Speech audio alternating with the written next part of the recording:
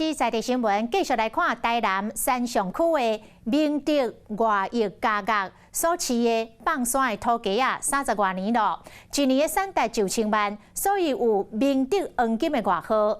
因更加伫2年前来成立着地鸡精的工作室，安尼一路行来，就算拄着母鸡甲饲料来飙起，也是坚持原价无来起价，希望会当来降低消费者的负担。 自大殿的放山鸡，伫咧空气清洁所在大汉，除了会当归食落去料理，可以当做地鸡精。我们的地精纯粹是目前是由收容人来做生产制作，有丰富的这个蛋白质啊。那以去年来讲啊，地鸡精的产值啊，贩卖出去了大概700多万。 经过提炼了后，芳醇无臭hen味，这的放山土鸡啊，论真拢是饲伫咧台南山顶明德外役家乐。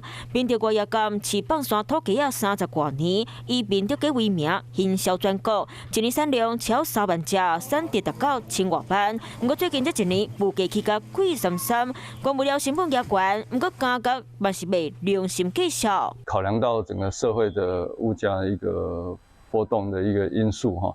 所以我们也不要增加消费者的一个负担哈。家乐卖照讲伊母的大细只无挂运费，特只2斤半到3斤半，只要330块，上贵的嘛敢若500块卡刀。有一些母鸡产的一个鸡蛋，那我们也提供给一些消费者来购买。每天大概产量大概接近100盒左右，量其实也没那么多。安那讲正实的，除了土鸡肉、还有卖鸡卵、鸡心、咖啡，含真侪种分材产品，各项介绍拢正俗，就是希望当透过薄利多销的方式，让消费者拢感慨。